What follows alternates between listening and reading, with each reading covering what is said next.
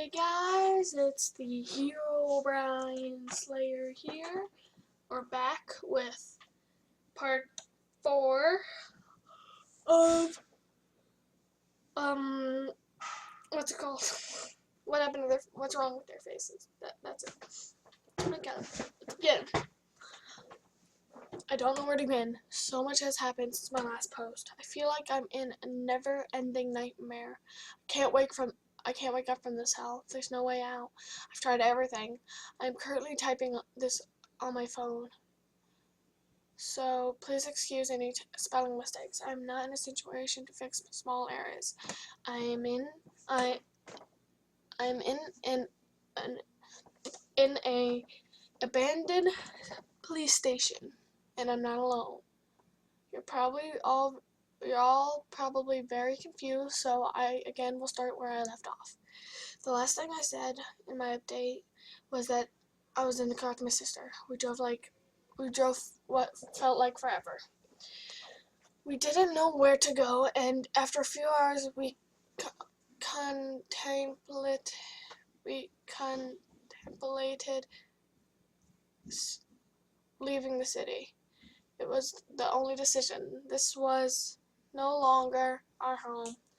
It had been taken over by something I can't even explain. We barely spoke on the drive. I was assuming she was in shock from what happened at the hotel. I don't blame her. I couldn't fathom it either. It was making us see what we wanted to see, but now I can't even trust my own eyes. But what me and my sister want to see is basically impossible at this point. We drove until we ended up at the roadblock, with two squad cars parked on both sides of the road. We stopped. The chance that these cops were normal people were slim to none. Me and my sister knew what this was. They weren't letting us leave. They were trapping us. Should I drive past them? Asked my sister. They have guns, Alex, I replied. I wasn't about to risk that. Even if these things could take over. If these things could take over an entire city, they could most likely pull a trigger. We parked for a good 10 minutes, barely talking to each other. The entire time I was thinking about what was going to happen to us. Two cops exited their car and slowly walked towards us. The one on the left had short black hair. Judging from the gray scuff on his face, I assume he was in his 40s. Nothing about him seemed off. He looked normal, but I really wasn't about to trust anyone that easily. The second cop had a very familiar face, like I'd seen him before. We locked eyes for a few seconds. I could feel as though he recognized me as well. His blue eyes were brightest blue I've ever seen. It gave me a sense of trust, but also a sense of calmness. Calmness. He wasn't in his late 30s. He was in his late 30s for my guess. He had blonde hair that swept to the side. His face was shaven recently, but I could see scuff starting to emerge. They both started to walk to my sister's side and tapped on the window. Alex just stared ahead. I could tell she didn't want to roll down her window. Her hands gripping the steering wheel as she pursed her lips. She was afraid. The dark-haired officer tapped again. My sister broke her frozen position and rolled down the window. She just looked at him. I'm not saying anything. He pulled out a flashlight and shined into my sister's face, then into mine. Where are you two headed this late? I looked at the clock. 3:37 in the morning. I didn't realize how late it was. Or early, I guess. I looked back at the cop, and he had seemed to be getting impatient. I forgot he even asked us a question. Vacation, I blurted out. Vacation? At 3 in the fucking morning? Good cover. He chuckled and looked at the other officer. He wasn't smiling. He was just looking at me. Vacation, huh? He chuckled again. Where would this vacation take place, if I might ask? Why is there a roadblock? My sister asked. She didn't want to make a conversation, just wanted to leave. Are we not allowed to pass or something? The officer leaned into the window and sighed. You really don't know? I gulped loudly. So loud that the officer reverted his attention.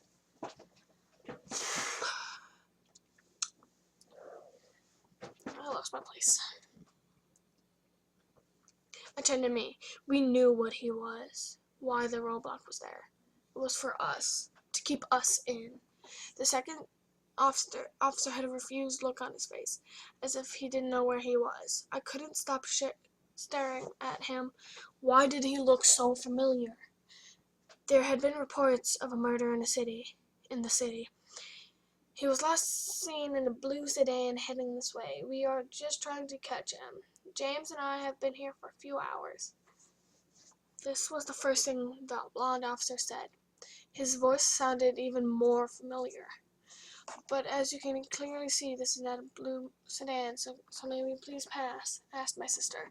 She was getting impatient. I'm sorry, but we can't let anyone pass. The blonde officer spoke again. Please step out of the car, James demanded. I could hear the anger in his voice. What?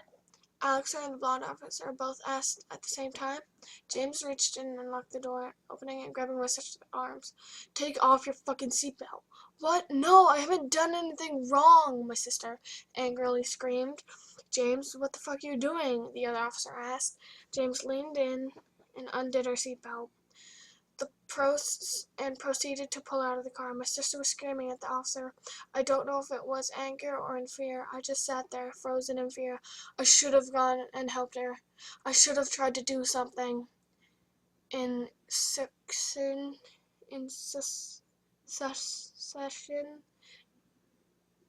quick succession, James threw Alex to the ground and pulled out his gun.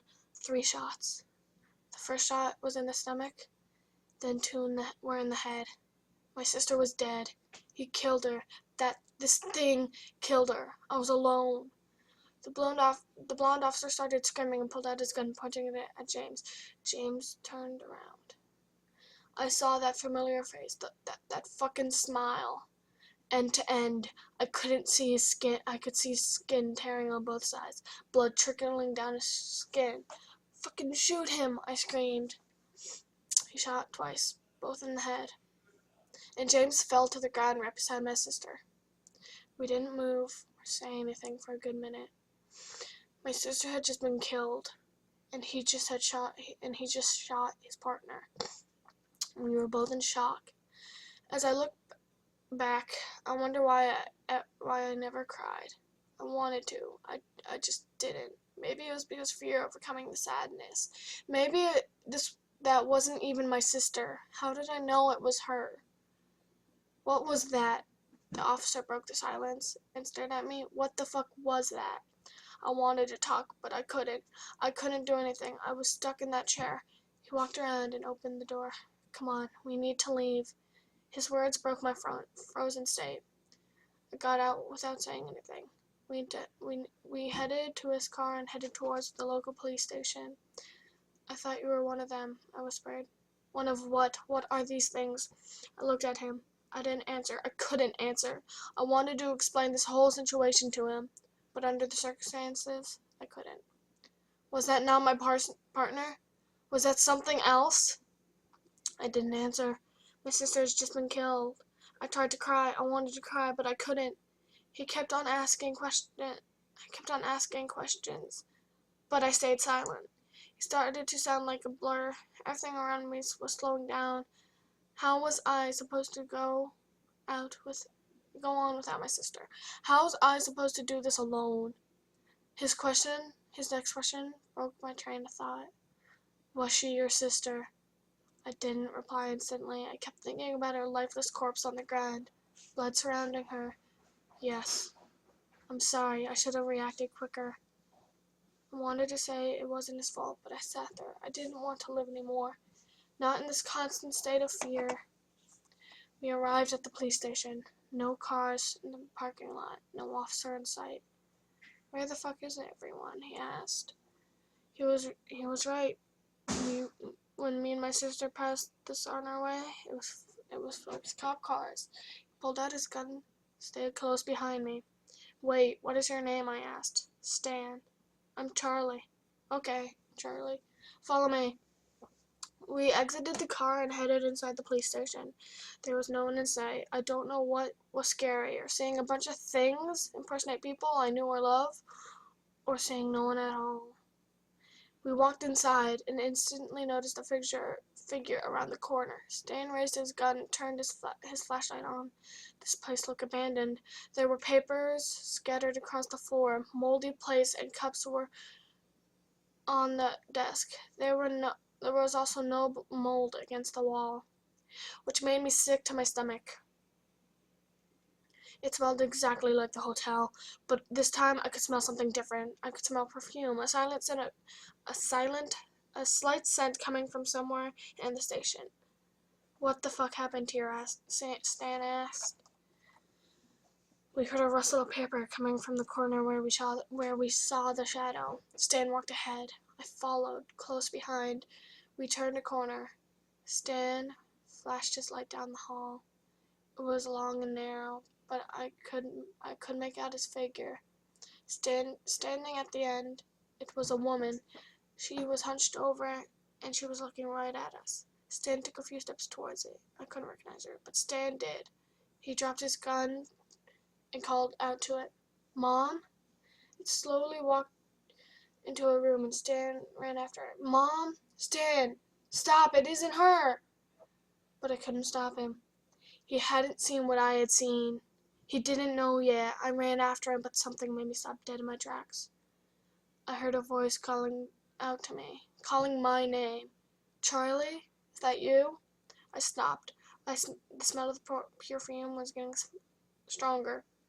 I looked to my right, and standing in front of a door that had a sign that read "Storage." I was too afraid to open it, but something about me wanted to know what was behind it. I wish I hadn't opened it. I gripped the doorknob. I twisted. I twisted, pushing the door open. It didn't look like a storage room though. It looked like a basement. "Charlie?" I called out again. I was terrified. Why did I open the door? What was I expecting? I made the same mistake Stan made. I pulled out my phone, slowly turning on the flashlight app. My phone was at 1%. I shined the phone down the stairs. There was a figure sitting at the bottom of the steps. They were hunched over, hands in their head. "Charlie, come down." It kept asking me, come down, please." I couldn't move. I wanted to run, but I couldn't. I knew who it was. I knew what I wanted. Something kept me from running. My phone died at the instant. I could hear it stand up. I could no longer see, but I could hear every step it took. A few steps towards me, then it started to run. My sister started to run towards me. Okay, that was part 4, I think. Yeah, part 4. That was a really sad one. That one made me cry the first time I read it, and I hope you enjoyed. Goodbye, and I'll see you in the next part.